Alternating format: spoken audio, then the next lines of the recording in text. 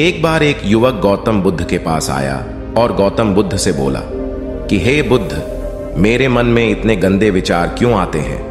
मैं नहीं चाहता कि मेरे मन में गंदे विचार आए, पर मेरे मन में हमेशा काम वासना के विचार चलते रहते हैं और मैं इनके बारे में सोच सोच कर बहुत परेशान हूं। मेरी ऊर्जा और समय यह सब सोचने में ही नष्ट हो जाती है और इन सब के विचारों की वजह से मैं कभी भी शांत नहीं रह पाता और मैं हमेशा ही स्त्रियों को देखकर मोहित हो जाता हूं। इन विचारों को अपने आप को रोक ही नहीं पाता। बुद्ध मुस्कुराए और उन्होंने उस युवक से पूछा, क्या तुम्हें पता है यह काम वासना होती क्या है? फिर लड़के ने उत्तर दिया और कहा, बुद्ध, मैं यह तो नहीं जानता कि काम वासना होती क्या है, पर हां, ये जो भी है बहुत बुरी चीज है। फिर बुद्ध ने उस युवक से कहा कि सबसे पहले तो तुम्हें यह समझना है कि प्राकृतिक रूप से जो भी चीज हमारे अंदर है वह बुरी नहीं है। हमारे जीवन में उसकी कुछ ना कुछ जरूरत है। वासना कोई बुरी बात नहीं है। यह तो हमारे मन की एक भावना है जो हमें किसी ना किसी चीज की कमी का एहसास करवाती है और फिर हम उस चीज को पाने के लिए उस चीज की तरफ आकर्षित हो जाते हैं। जैसे अगर तुम्हारे पास धन की कमी है तो तुम में धन पाने की वासना उत्पन्न हो जाएगी। तो वासना कुछ और नहीं, बस एक प्रकार की कमी है जो कि एक प्रकार की जरूरत का एहसास है, और जब यह जरूरत शारीरिक हो तो हम इसे काम वासना का नाम देते हैं। युवक ने गौतम बुद्ध को कहा कि बुद्ध, मुझे काम वासना का मतलब तो समझ में आ गया, पर आप मुझे यह बताइए कि यह आती कहां से है और कैसे आती है। गौतम बुद्ध ने कहा कि काम वासना कहीं से आती नहीं है, यह तो हमारे अंदर ही होती है और इसका होना तो जरूरी भी है, तभी तो मानव जाति का विस्तार होगा। युवक ने कहा, जब यह हमारे अंदर ही है और जरूरी भी है तो फिर लोग इसे गलत क्यों बोलते हैं? बुद्ध ने कहा कि यही तो समस्या है। लोगों ने काम वासना को गलत तरीके से सोच लिया है। इसे छिपाने की, दबाने की कोशिश करते हैं। काम वासना गलत नहीं है, बल्कि काम वासना का गलत तरीके से प्रयोग करना गलत बात है।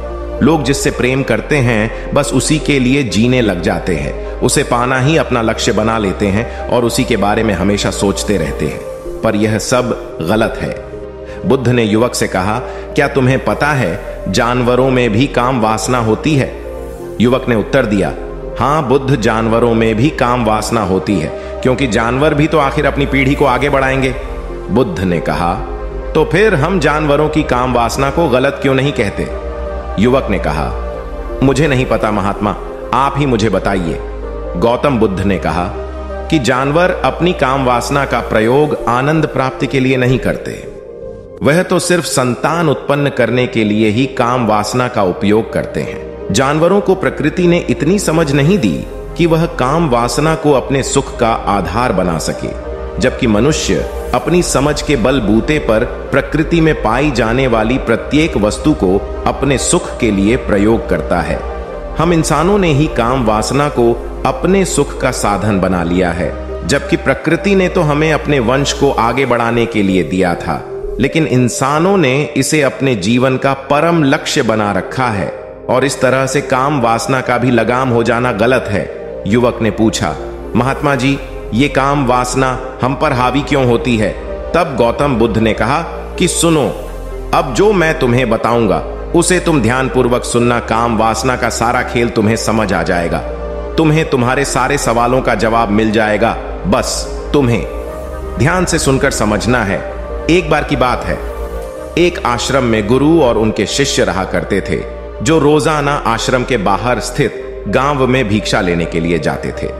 उस आश्रम का एक शिष्य जिस गांव में भिक्षा लेने जाता था, उस रास्ते में एक नदी पड़ती थी। एक दिन उसने देखा कि एक लड़का पेड़ के पीछे छिपा है। वह उस लड़के के पास गया और उससे जाकर बोला, भाई, तुम इस पेड़ के पीछे छिपकर क्या देख रहे हो? लड़के ने कहा, अरे तुझे नहीं दिख रहा कि मैं क्या देख रहा हूं? तब शिष्य ने नदी की तरफ देखा तो वहां पर कुछ लड़कियां पानी भर रही थीं। वो लड़कियां 14-15 साल की होंगी। तब उसने उस लड़के से कहा, अरे भाई, वहां पर तो लड़कियां पानी भर रही है, इसमें छिप कर देखने वाली क्या बात है? तब वो लड़का शिष्य की तरफ देखकर उससे कहता है, अरे पागल, तुम्हें दिखाई नहीं दे रहा कि कैसे यह परियां नदी से पानी निकाल रही है? जरा उनकी अदाओं को तो देखो, उनके कोमल शरीर को देखो, उनकी पतली कमर को देखो, और उनके बाल उनकी कमर पर कैसे लहरा रहे हैं, मानो सुंदरता बिखरी पड़ी हो। शिष्य ने फिर नदी की तरफ देखा और इस बार वह इससे देखता ही चला गया। उसे किसी भी बात का कोई डर नहीं था, लेकिन अब वो छिपने लगा और उन लड़कियों को देखने लगा। और जब वो छिपकर उन लड़कियों को देख रहा था, तभी वह अचानक अंदर से कांप गया और उसने कहा कि यह मैं क्या कर रहा हूं, मैं जो कर रहा हूं वह सही नहीं है, मुझे यहां से चले जाना चाहिए। और फिर वह जल्दी से वहां से चला गया। वो आश्रम पहुंच जाता है। आश्रम जाकर वो अपने कार्यों में लग गया, लेकिन जो अब भी वह देख कर आया था वहीं उसकी आंखों के सामने बार बार आ रहा था। उसके मन में वही दृश्य चल रहा था। उसके मन में वही सब कुछ देखने के लिए लड़ाई हो रही थी। उसका किसी भी काम में मन नहीं लग रहा था। सुबह होते ही वह रोज जल्दी ही भिक्षा के लिए आश्रम से निकल जाता और उस नदी के पास वाले पेड़ के पास जाता, और जहां पर वह लड़का पहले से मौजूद रहता था उस लड़के के साथ मिलकर लड़कियों को छुप छुप कर देखता था। अब वह रोज ऐसा करने लग गया। यह उसके रोज का काम हो गया। अब उस शिष्य का मन किसी भी काम में नहीं लगता था। वो हमेशा ही किसी ना किसी प्रकार के विचार में उलझा रहता। वो आश्रम के कार्यों को भी ठीक ढंग से नहीं कर रहा था। न वो ठीक से सो पाता था और न वो ठीक से खाना खा पाता था। उसका मन बेचैन सा रहता था। उसका मन बार बार उन लड़कियों के सौंदर्य को देखने के लिए तरसता था। जब गुरु शिक्षा देते तब भी उसका मन कहीं और विचारों में खोया रहता था। गुरु ने अपने शिष्य की इन हरकतों को जान लिया था। तब एक दिन गुरु ने शिष्य को अपने पास बुलाया और कहा कि आज से मैं भी तुम्हारे साथ भिक्षा मांगने चलूंगा।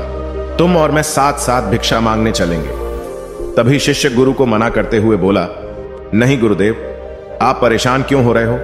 मैं अकेला ही ठीक से भिक्षा मांग सकता हूं। गुरु ने शिष्य से कहा कि ठीक है, तुम अकेले ही भिक्षा मांगने जाओ। शिष्य तुरंत वहां से भिक्षा मांगने के लिए निकल गया। उसके जाने के बाद गुरु भी आश्रम से निकल गए और शिष्य का पीछा करने लगे कि वो कहा जाता है, किससे मिलता है। यह सब देखने के लिए उसके पीछे पीछे चलने लगे। थोड़ी दूर जाने के बाद गुरु ने देखा कि उनका शिष्य एक लड़के के साथ एक पेड़ के पीछे अपराधी की तरह छिपा हुआ है और छिपकर कुछ देख रहा था। गुरु भी अपने शिष्य के पीछे जाकर खड़े हो गए कि आखिर उनका शिष्य क्या देख रहा है, जिसे देखने के लिए वो पेड़ के पीछे अपराधियों की तरह छिपा पड़ा है। गुरु ने देखा कि उनका शिष्य पेड़ के पीछे छुपकर लड़कियों को देख रहा था, जो कि नदी से पानी भर रही थी। तभी गुरु ने शिष्य को कहा कि तुम क्या देख रहे हो? अपने गुरु की आवाज सुनकर वह शिष्य घबरा गया और उसके पसीने छूटने लगे। वह थर थर कांपने लगा, जैसे किसी चोर को चोरी करते समय रंगे हाथों पकड़ लिया हो। उसकी हालत खराब हो गई। वो कुछ भी नहीं बोल रहा था। उसके मुंह से कुछ टूटे फूटे शब्द भी बाहर निकल रहे थे। वो अपने गुरु से नजर भी नहीं मिला पा रहा था। गुरु ने शिष्य की तरफ देखा और कहा कि मेरा शिष्य तो निडर था, उसे तो किसी भी चीज का डर नहीं था, लेकिन यह क्या, तुम तो डर के मारे कांप रहे हो। शिष्य ने गुरु से कहा कि मुझे माफ कर दो गुरुदेव, मेरा इसमें कोई दोष नहीं है। उस लड़के ने मुझे बहका दिया था, लेकिन आपसे मैं वादा करता हूं कि आज के बाद मैं ऐसा कभी दोबारा नहीं करूंगा। मुझे माफ कर दो गुरुदेव। गुरु ने शिष्य से कहा कि कोई बात नहीं, पर इस बात का तुम ध्यान रखना कि हम जैसी संगति करते हैं वैसा ही फल हमें प्राप्त होता है। उसके विचार हमारे अंदर प्रवेश करते हैं, इसीलिए अच्छी संगति करो जिससे तुम्हारे अंदर अच्छे विचारों का प्रवेश हो। फिर गुरु और शिष्य आश्रम लौट आए और फिर से आश्रम के कार्यों पर ध्यान देने लगे। उसने उस रास्ते को छोड़ दिया और दूसरे रास्ते से जाने लगा। वो अपने काम को ध्यान से करता, लेकिन धीरे धीरे उसके अंदर क्रोध उत्पन्न हो गया और फिर वो दूसरों पर क्रोध करने लगा और बेचैन रहने लग गया। अब वो सही समय पर भोजन भी नहीं करता था। वो भोजन भी बहुत कम खाता था। एक रात गुरु शिष्य के पास आए और उसे बोले कि अब तक तुमने कितनी बार अपना वादा तोड़ दिया। यह सुनकर शिष्य अपने गुरु के चरणों में गिर गया और रोने लगा। रोते रोते ही उसने गुरु से कहा कि गुरुदेव, मैं कई बार अपना वादा तोड़ चुका हूं, फिर वादा कर लेता हूं, लेकिन हर बार मैं वादा तोड़ देता हूं। मेरा मन मेरे नियंत्रण में है ही नहीं। मैं बहुत कोशिश करता हूं कि मैं अपने मन से सारे बुरे विचारों को निकाल डालूं, लेकिन मैं चाहकर भी ऐसा नहीं कर पा रहा हूं। फिर गुरु ने शिष्य को कहा कि चलो मेरे साथ। गुरु शिष्य को आश्रम के बगीचे में लेकर गए और शिष्य से कहा कि देखो, यहां पर कुछ नालियां बनी हुई है जिससे नदी का पानी इन पौधों तक आ रहा है और यह पानी एक निरंतर भाव से बह रहा है। क्या तुम इस पानी के बहाव को रोक सकते हो? शिष्य ने कहा कि हां गुरुदेव, मैं इस बहाव को रोक सकता हूं। फिर शिष्य ने मिट्टी उठाकर उस नाली में डाल दी। वो पानी थोड़ी देर के लिए रुक गया और फिर थोड़ी देर बाद उस मिट्टी के ऊपर से पानी बह गया। गुरु ने शिष्य से कहा, अरे ये क्या, ये तो पानी रुका ही नहीं। फिर शिष्य ने कुछ कंकड़ पत्थर उठाकर उस नाली में डाल दिए और फिर थोड़ी देर के लिए पानी रुक गया। लेकिन फिर थोड़ी देर बाद ही उन कंकड़ पत्थर के ऊपर से पानी निकल आया। फिर गुरु ने कहा कि यह क्या हुआ, पानी तो फिर से बह गया। तुम तो बोल रहे थे कि तुम इसे रोक दोगे। क्या हम किसी काम को रोकना चाहे तो क्या हम उसे रोक नहीं सकते? तब शिष्य ने कहा, कोई बात नहीं गुरुदेव, मैं इस पानी को तो आपको रोक के दिखाऊंगा। वह फिर से एक बड़ा सा पत्थर लेकर आया और उसे नाली पर डाल दिया और पानी रुक गया। तब गुरु से कहा कि देखा गुरुदेव, मैंने कहा था ना कि पानी को मैं रोक दूंगा। मैंने पानी को रोक दिखाया, आपकी बात मैंने पूरी कर दी। गुरु मुस्कुराए और बोले, अच्छा जरा ध्यान से देखो, पानी रुक गया। क्या वो तो पीछे की नाली तोड़कर बाहर आ गया और अगल बगल से बह रहा है, और ध्यान से देखो इस पत्थर को आगे भी आ गया और ये पानी अपना रास्ता बदलकर फिर से आगे की तरफ बह जाएगा। और फिर थोड़ी देर बाद ऐसा ही हुआ। फिर गुरु ने शिष्य को समझाया कि तुम्हारे साथ भी तो ऐसा ही चल रहा है। तुम बार बार प्रयास कर रहे हो, बड़े से बड़ा प्रयास कर रहे हो, पर हर बार तुम्हारा प्रयास टूट रहा है और यह हमेशा टूटता ही रहेगा। तुम कितना भी बड़ा पत्थर रख लो, लेकिन पानी तो अपना रास्ता बना ही लेगा। यह सब देखकर गुरु से कहा कि हे गुरुदेव, क्या कोई तरीका नहीं है जिससे मैं गंदे विचारों से बाहर निकल सकूं और यह मेरे मन में आए ही नहीं? गुरु शिष्य को एक नदी के पास ले गए जहां से उस बगीचे में पानी आ रहा था। गुरु ने शिष्य से कहा, वो पानी इसी नदी से जा रहा है। अगर हम यहीं से उस रास्ते को बंद कर दें जहां से पानी बगीचे में जा रहा है, अब क्या हम पानी को रोक नहीं सकते? शिष्य ने कहा कि हां गुरुदेव, अवश्य ऐसा हो सकता है। मैं इस पानी को यहीं से बंद कर देता हूं, तब आगे की नाली में पानी जाएगा ही नहीं और फिर बगीचे में पानी जाएगा ही नहीं।